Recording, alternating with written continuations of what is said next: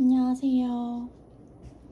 하반기가 조금 흐른 애매한 시기에 책 추천 영상을 찍게 됐어요.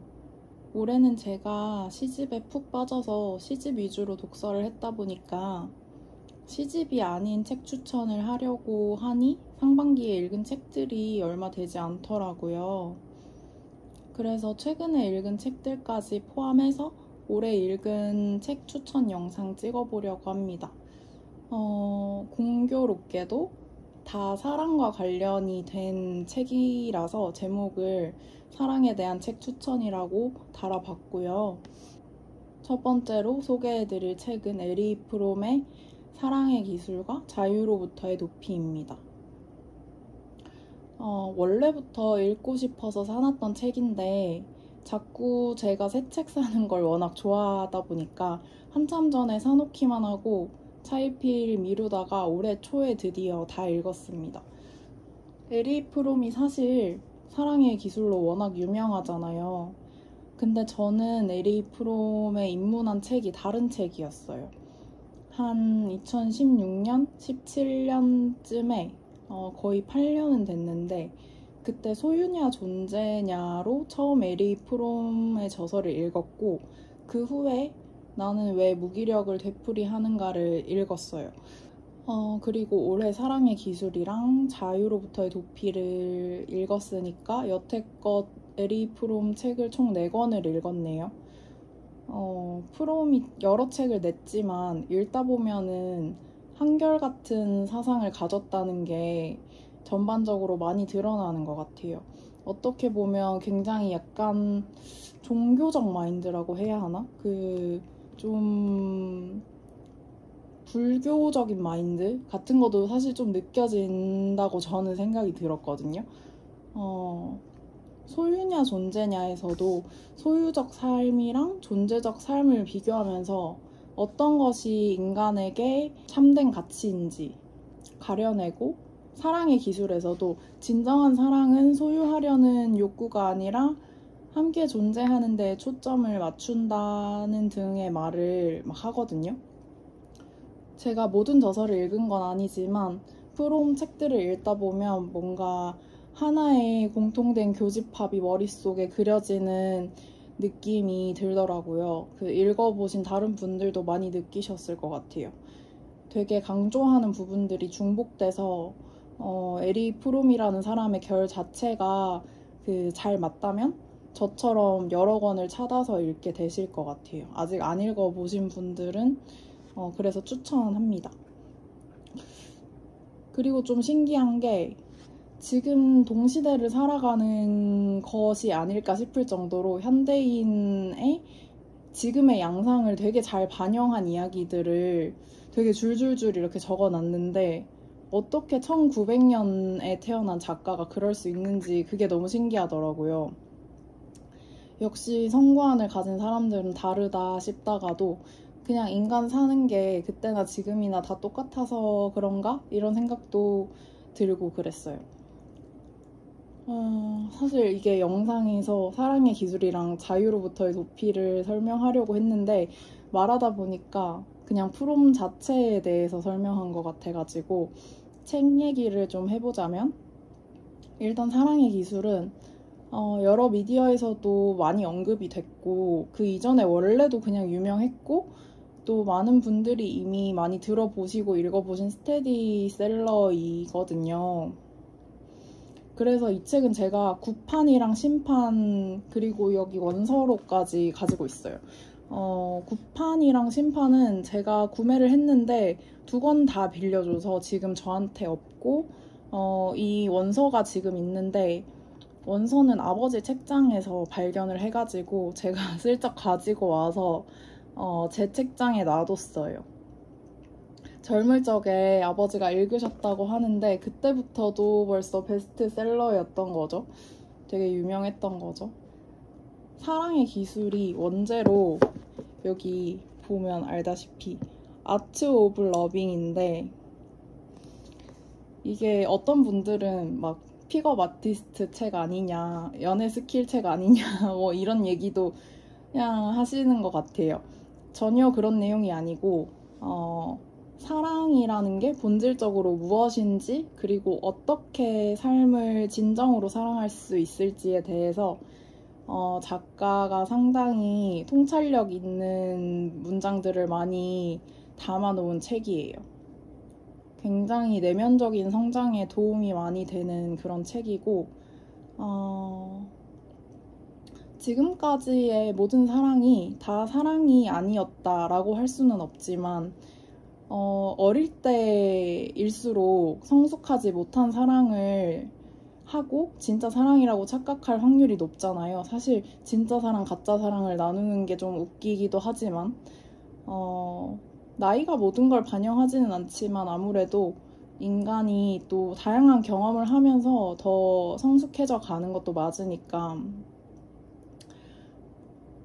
이 얘기를 왜 했냐면 제가 사실 이 구판을 예전에 샀을 때는 읽다가 중도 하차를 했어요. 뭔가 되게 좋은 말이 쓰여 있는 것 같은데 깊은 의미가 담겨 있는 것 같은데 20대 초중반이었던 그 당시에는 제가 글을 읽어도 그 글의 내용들이 내면화가 수월하게 되지는 않더라고요. 그러다가 이제 제가 30이 넘은 지금 시점에 다시 이 책을 읽어보니까 그때 왜 그랬는지를 알겠더라고요. 그러니까 어려도 읽을 수 있습니다. 근데 제가 다양한 경험을 하고 그 경험을 반추해서 읽게 되다 보니까 지금 읽었을 때 더 풍부하게 공감하면서 읽을 수가 있었어요. 사랑이 뭘까에 대해서 정의를 하라고 하면 이 책을 읽고 난 지금도 사실 어려운 것 같아요. 그리고 사람마다 각자의 정의가 있을 거고 근데 에리 프롬이 사랑의 기술이라고 말해주는 사랑이란 뭔가에 대해서 따라가다 보면 모두 각자 자신만의 큰 내적 성장을 이룰 수 있을 것 같아요. 저마다 발전하는 부분이 있을 거라고 생각됩니다. 이 책을 읽으면은 그런 성장이 있을 수 있을 것 같아서 추천합니다. 그리고 다음 책 자유로부터의 도피는 저도 아까도 말씀드렸듯이 지금 제가 책이 없어요. 그래서 이 책입니다. 네, 이 책도 사랑의 기술을 완독하고 나서 읽으면 중첩되는 부분들이 또 보여요. 그래서 또 읽는 재미가 배가 되는 책인데 사랑의 기술과 다른 주제를 다루긴 하거든요. 정리를 해보면 사랑의 기술은 사랑을 통해서 개인적인 고독을 극복하고 타인과 진정한 결합을 이루기 위한 능동적 행위에 대해 구구절절 약간 책 한 권으로 설명을 하고 있고, 자유로부터의 도피는 인간이 근대 이후에 자유를 얻었지만 그와 동시에 고립되어서 오히려 불안해하고 진정한 자유를 누리지 못한 채 자동 인간이 되고 싶어 하는 모순적인 욕구에 대해서 설명하고 있어요. 그러니까 좀 쉽게 다시 설명하자면 자유로부터의 도피는 자유가 주어졌는데 그 자유를 누리지를 못하는 거예요. 오히려 속박당하고 싶어 하는 거죠. 그런 현대인들의 모순된 심리에 대해서 다루는 거예요. 그래서 프롬은 진정한 자유를 누리기 위해서는 어떻게 해야 하는가에 대한 시야를 제시하기도 합니다. 이 책에서. 두 책에서 각각 사랑이랑 자유를 다루고 있는데요. 두 가지 모두가 수동적이고 소극적인 형태가 있고 능동적이고 적극적인 형태가 있다고 말하고 있어요. 평소에 이런 생각 해보신 분들이 많을 것 같아요. 저도 많이 느꼈는데 막연하게 자유를 원하고 자유는 당연한 거라고 생각하면서도 막상 나한테 완전한 자유가 주어진다고 생각하면 두려움을 느끼는 부분들이 있는 것 같아요. 스스로가 모든 걸 선택하고 책임을 져야 한다는 게 너무 부담돼서 좀 권위에 기대기도 하고 다수의 선택에 그냥 동조하기도 하고 또 간혹은 자기 파괴적인 방식으로 그 불안감을 해소하기도 하고 이게 프롬이 제시하는 그 자유로부터 불안을 도출해낸 사람들의 그런 양상인데요. 프롬은 단순히 구속에서 벗어나는 소극적 자유에 머무르면 불안이랑 고립이 자연스럽게 생겨서 위에 말한 부작용이 생긴다고 말을 해요. 그러니까 이거를 극복하기 위해서 적극적인 자유, 그리고 스스로의 창조성을 실현하면서 타인과 자발적으로 관계 맺는 자유를 추구하라고 책에서 말을 해요. 사랑의 기술이 타인과의 관계에 있어서 성숙한 사랑을 구현하는 책이면 자유로부터의 도피는 약간 스스로에 대한 사랑이랑 관계가 있는 것 같아요. 그러니까 관계적인 측면이랑 스스로에 대한 사랑, 이렇게 두 개가 구분된다고 보시면 되죠. 근데 사실 또 크게 보면 이 두 개도 역시 같은 말이기도 하거든요. 그래서 이게 제가 느끼기에는 이 두 책이 되게 긴밀히 연관이 돼 있다는 게 느껴져요. 한번 좀 요약을 해본다고 해봤지만 간단하게 설명해서 전달이 모두 되기에는 쉽지 않은 좀 딥한 내용들을 다루고 있어서 설명을 들으면서 관심이 생기셨다면 한번 꼭 직접 읽어보시기를 추천드려요. 두 책 모두 되게 강추입니다.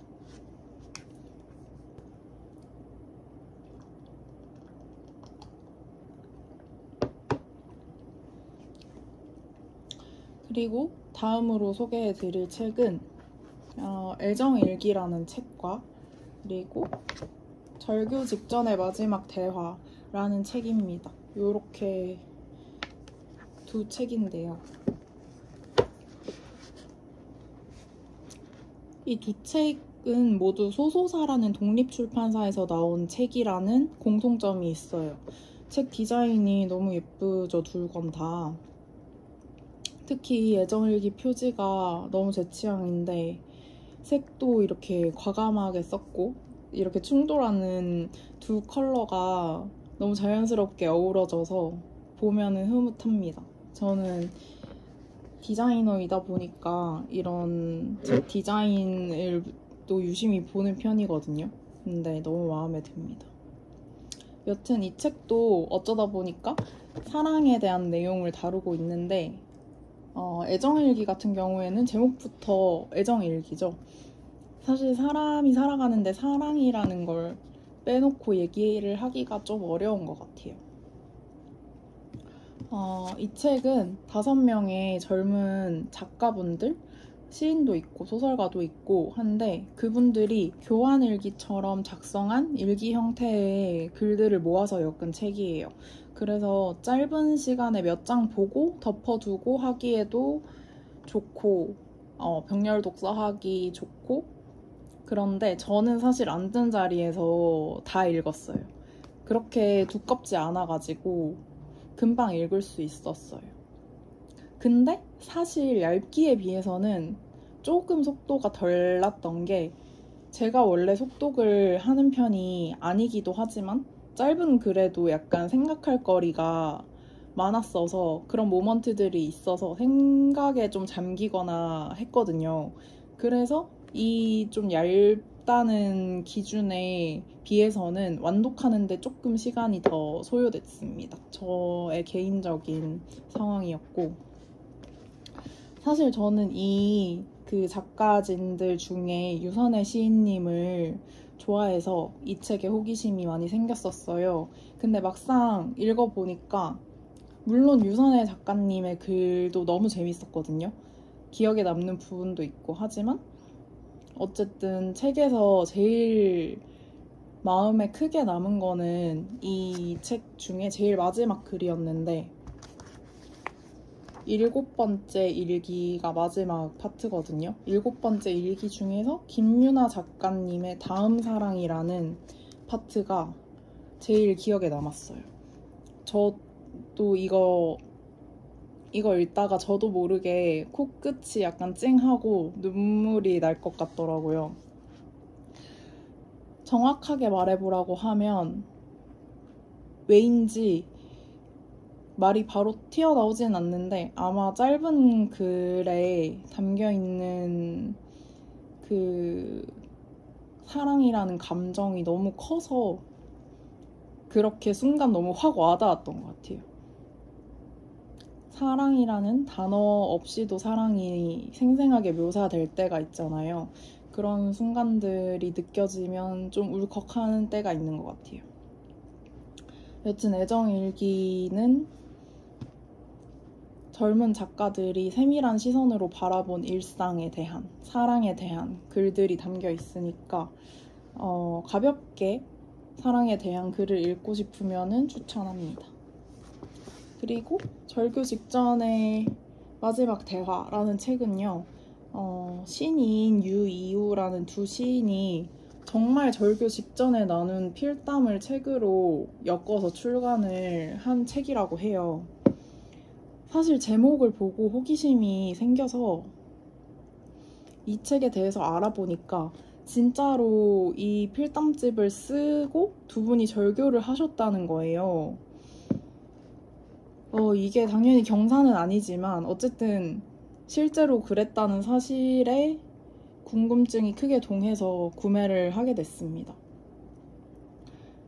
저는 원래도 사람의 심리 묘사나 내면 묘사가 잘 된 책을 좋아하거든요. 다양한 사람들의 생각이 예전부터 많이 궁금했어서 심리학이나 그런 거에도 관심이 많았어요. 그래서 이 책이 그런 히스토리를 담고 있다는 게 좋았는데 작가님들의 진솔한 생각들이 가감없이 드러난 부분들이 있어서 어떻게 절교에 이르게 됐는지 그런 감정선을 좀 추리하면서 읽게 됐던 것 같아요. 제가 느끼기에 이래서 이랬을까? 저래서 저랬을까? 하는 생각이 좀 자연스럽게 들더라고요. 모르겠어요. 이런 생각이 두 분께 다소 신뢰가 되려나 싶기도 하지만 책을 읽으면서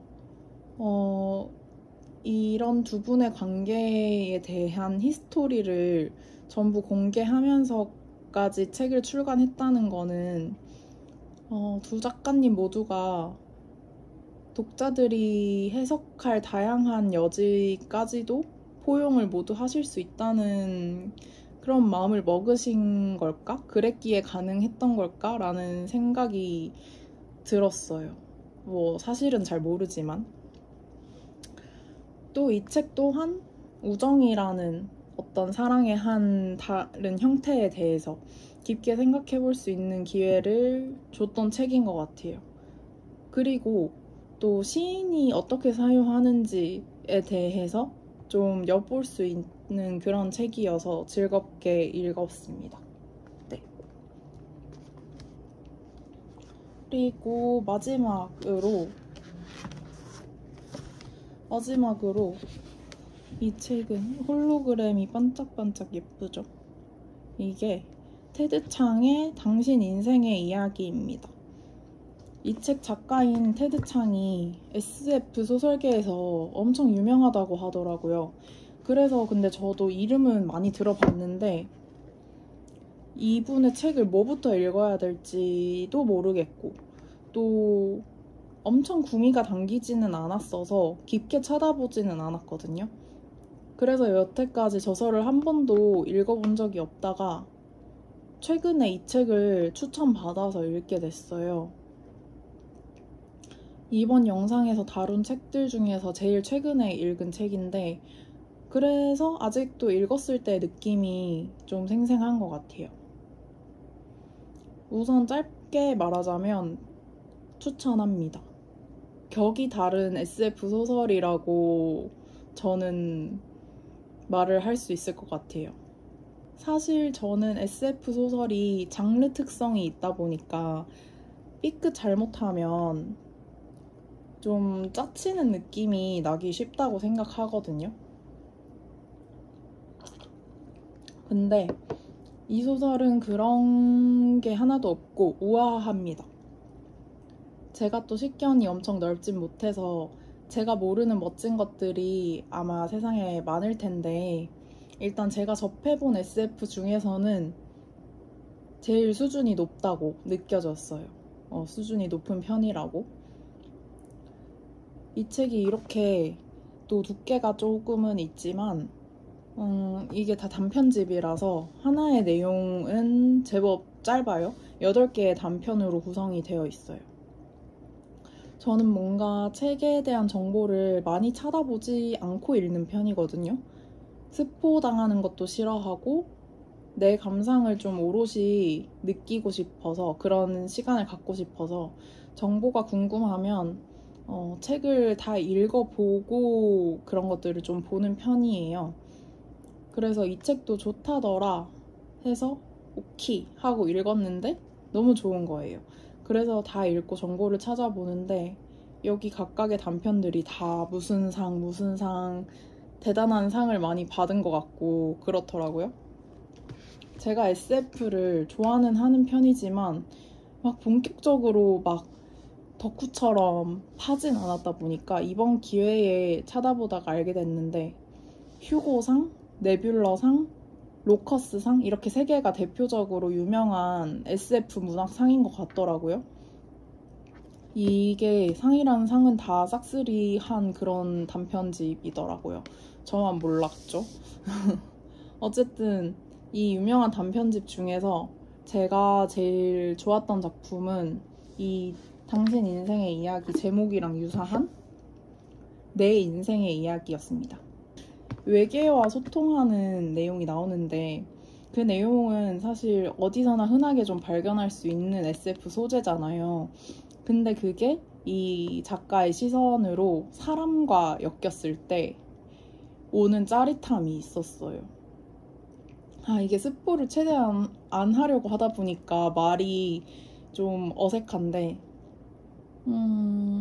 어쨌든 제가 좋아하는 요소를 가장 많이 품고 있어서 꽂혔습니다.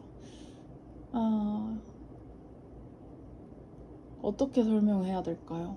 이게 말을 못하겠어요, 진짜. 그리고 두 번째 단편이었던 이해라는 작품도 되게 재밌었는데 간단하게 얘기하면 모종의 이유로 극도로 지능이 높아진 인간에 대한 이야기예요. 그래서 저는 읽는 동안 그 영화 루시가 생각나더라고요. 약간 비슷한 그런 부분이 있어서. 근데 제가 생각했던 결말이랑 다르게 끝나서 오히려 이쪽에서 되게 신선했어요. 읽다 보면 작가님이 확실히 약간 쌉T, MBTI T이신 것 같다는 생각이 들어요. 보통 이야기가 보면 문제 상황이 극도로 심화되면서 절정을 맞이했다가 점차 소강 상태로 접어드는 게 보통이잖아요. 근데 그 과정이 펼쳐지는 이 방식이 이분은 정말 쌉티구나 싶은 생각이 들게끔 그렇게 써진 것 같아요. 이분의 성향이 되게 잘 드러나는, 테드 창의 성향이 잘 드러나는 것 같았습니다. 여러 단편을 읽으면 그 단편이 다 다른 이야기이고 다 소재도 다 다르고 결말도 다 다르면서도 그 느낌이 있어요. 사람의 결이 느껴져요. 그리고 또 기억에 남았던 챕터가 마지막 챕터인데 외모지상주의에 관한 소고라는 챕터인데요. 이것도 생각해봄직한 내용이 담겨서 좋았어요. 현 시대는 외모지상주의가 되게 심한 시대잖아요. 이 챕터에서는 칼리라고 부르는 기술이 상용화가 된 그런 미래를 가정해서 이야기가 펼쳐지는데 이 칼리라는 기술을 장착하면 사람들의 외모를 구분은 할 수 있지만 더 나은지 더 못한지를 분간할 수가 없게 돼요. 그래서 잘난 외모랑 못난 외모를 이렇게 가릴 수가 없게 돼서 외모 경쟁력이 있는 사람들의 입장에서는 어떻게 보면 손해라고 생각할 수도 있고 상대적으로 좀 경쟁력이 없는 외모를 가진 사람들은 이제 자라는 동안 특히 예민한 사춘기 시기나 그런 시기에 크게 상처받지 않고 외모적인 편견 없이 이제 잘할 수 있다는 장점을 공유하기도 하거든요. 이 기술을 통해서. 근데 이 모든 게 자신이 속한 그룹들이 전부 칼리를 사용해야지 옳게 작동할 수가 있는 거예요. 그래서 이 글은 다양한 사람들의 입장과 칼리에 대한 찬반 의견을 짤막하게 몇 문단씩 실어서 칼리에 대해서 찬성하는 찬성파랑 반대하는 반대파의 약간 페이크 인터뷰들로 이루어져 있는데 읽다 보면 아, 이 사람 말이 정말 맞다, 옳다, 칼리 찬성 막 이러다가 또 다른 반대 의견을 읽으면 아, 정말 맞아, 이거 안 돼, 반대야 반대, 약간 이렇게 마음이 막 갈대같이 움직이는 그런 경험을 할 수 있어요. 저만 그럴 수도 있는데 저는 그랬거든요. 그치만 결국 저는 칼리에 반대하는 입장을 관철했어요. 외모 말고도 사람이 고유하게 가진 여러 가지 특징들이 있는데 외모만의 우열을 분간할 수 없게 만드는 거는 결국 외모 말고 다른 차별점을 심화시킬 여지를 주는 그런 유인이 될 것 같다고 생각해서였거든요. 물론 외모를 통해서 사람을 차별 대우하는 것의 문제점은 깊이 공감을 하지만 그렇다고 해서 다른 모든 항목에 대해서도 문제가 생긴다면 모든 부분을 다 칼리 비슷한 걸 만들어서 개성을 말살하게 해도 되는 건가? 라는 식으로 약간 비약을 해서 생각을 해보게 되더라고요, 저는. 그래서 저는 반대하는 입장으로 읽어봤습니다. 이 챕터는 사실 결말도 없고 스포랄 게 크게 없어서 내용을 좀 많이 말해봤는데 책 읽어보신 다른 분들은 어떻게 생각하실지도 좀 궁금해요. 혹시 읽어보신 분들은 댓글로 의견 한번 남겨주세요. 이게 왜 사랑에 대한 책인가 싶기도 한데 그래도 저는 사랑에 대한 책이라고 생각합니다. 억지를 조금 부려봤지만 좀 저는 진심이에요. 공감해 주실 분이 어딘가에 있을 거라고 생각하면서 첫 영상 한번 맞춰보겠습니다. 좀 두서가 없었는데 시청해 주셔서 감사합니다. 저랑 혹시 취향이 비슷하신 분들 계시면 저한테 다른 책 추천해 주시는 것도 저는 환영이에요. 봐주셔서 감사합니다.